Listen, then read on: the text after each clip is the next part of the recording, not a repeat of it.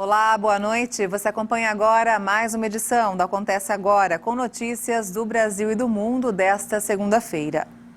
O primeiro lote da Sputnik V deve chegar em 10 dias no Brasil. A Anvisa autorizou na semana passada a importação da vacina russa e também da Covaxin, que é produzida na Índia. Mas ainda há dúvidas sobre os imunizantes. Nossa reportagem consultou um especialista para saber quais os riscos e a eficácia dessas duas vacinas. Tanto a Sputnik V quanto a Covaxin vão chegar ao país sob desconfiança. Os dois imunizantes já tiveram pedido de importação negado pela Anvisa anteriormente por falta de informação. A Sputnik é uma vacina russa, produzida com 2 adenovírus inofensivos, que são introduzidos no corpo da pessoa e estimulam a fabricação de anticorpos contra a Covid-19. De acordo com dados do laboratório, a eficácia nos testes foi de 91,6%.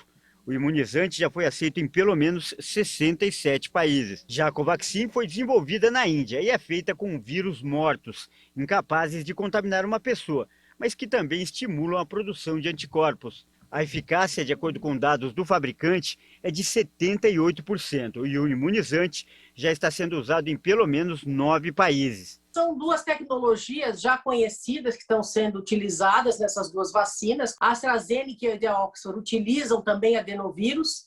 A Sputnik, ela utiliza esses 2 adenovírus diferentes, é uma estratégia um pouquinho diferente que visa promover uma maior imunogenicidade. O que é isso?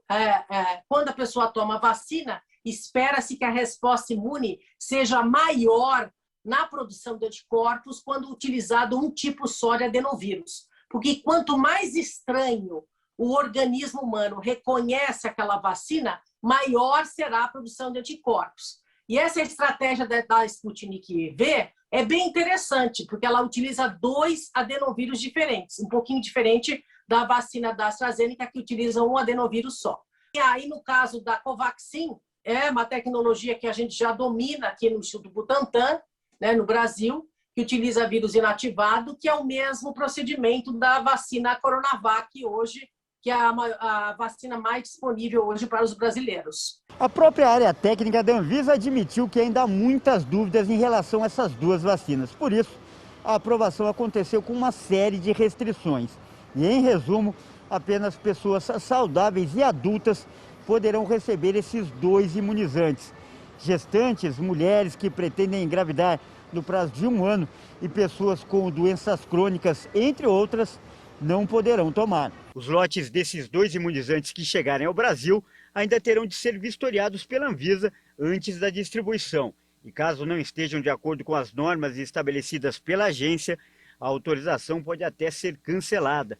A Anvisa, ela autorizou o uso dessas vacinas com restrição, no sentido de que hoje nós temos poucas vacinas disponíveis, e a gente percebe que nós não estamos no controle da pandemia no Brasil, a porcentagem de indivíduos vacinados ainda é muito baixa e a gente poderia estar vacinando mais, mas por conta da falta de vacinas a gente está imunizando muito pouco. Então elas estão entrando nesse cardápio de vacinas hoje para justamente ajudar numa maior imunização dos brasileiros. Apenas 1% da população terá acesso aos 40 milhões de doses da vacina russa e indiana. A Sputnik V foi liberada apenas para 6 estados do Nordeste. Essa quantidade deve ter pouco impacto na fila de espera, segundo especialistas, mas já representa uma ajuda. A vacina é um capital de risco que precisa ser investido. Não é fácil investir em vacina, e muito menos em épocas como essa, que nós precisamos investir em vacina e termos vacina para a população mundial. Nós temos uma pandemia onde nós precisamos imunizar todos os cidadãos de todos os países do mundo inteiro. Mas eu tenho a impressão que essas 2 empresas são empresas que podem, em curto prazo de tempo, aumentar muito o fornecimento e, assim, melhorarmos nossa capacidade de vacinação. E a Organização Mundial da Saúde pediu hoje aos fabricantes de vacinas contra a Covid-19 que disponibilizem metade de sua produção de doses este ano para o dispositivo internacional COVAX. Os países mais ricos acumulam vacinas rapidamente contra o novo coronavírus. Por isso, o COVAX, que fornece doses a nações mais pobres, tenta garantir uma distribuição justa entre os estados do mundo que podem e os que não podem pagar. Mas o programa ainda não funciona a todo vapor. Nesta segunda-feira, a Organização Mundial da Saúde pediu aos fabricantes de vacinas contra a Covid-19 que disponibilizem este ano metade de sua produção para o dispositivo internacional. 6 months since the first vaccines were administered. 6 meses desde que as primeiras vacinas foram administradas, os países de alta renda usaram quase 44% das doses mundiais. As nações de baixa renda administraram apenas 0,4%. O mais frustrante sobre essa estatística é que os números não mudaram em meses. Até 4 de junho, o COVAX havia fornecido mais de 80 milhões de doses para 129 países e territórios, menos do que o esperado. O COVAX foi criado pela Vaccine Alliance, a OMS e a Coalizão para Inovações de Preparação para Epidemias. E agora o mercado financeiro. O dólar fechou perto da estabilidade nesta segunda-feira, após ter recuado na semana passada para a mínima em quase um ano. A moeda norte-americana avançou 0,02% e encerrou o dia cotada a R$ 5,034 na venda. O coronel Assimi Goïta, homem forte do Mali, tomou posse nesta segunda-feira como novo presidente de transição do país. Ele foi empossado pelo período de transição política, após o qual o poder será devolvido aos civis depois de 2 golpes de Estado condenados pelos principais parceiros do Mali. O militar prometeu, sob pressão internacional, entregar o poder aos civis em um período de 18 meses. O Mali, que tem servido de base para o extremismo islâmico na região do Sahel, sofreu 2 golpes em apenas 9 meses. Assimi Goïta prestou juramento em uniforme de gala perante o Supremo Tribunal.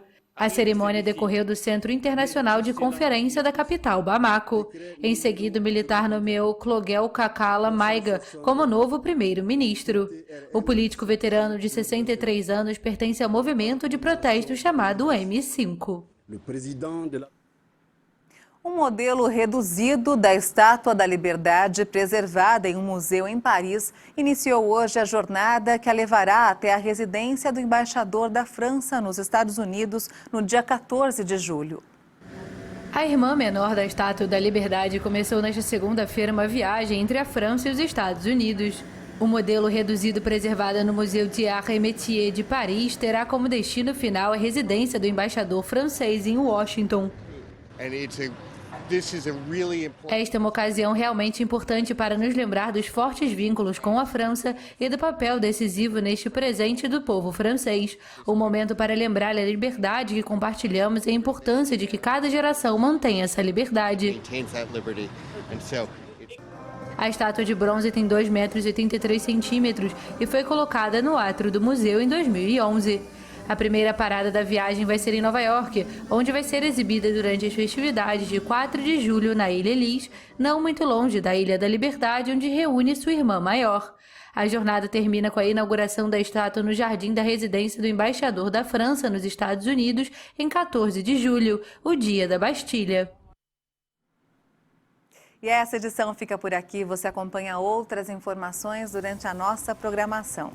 E para rever as nossas reportagens, é só acessar o canal HIT Notícias no YouTube.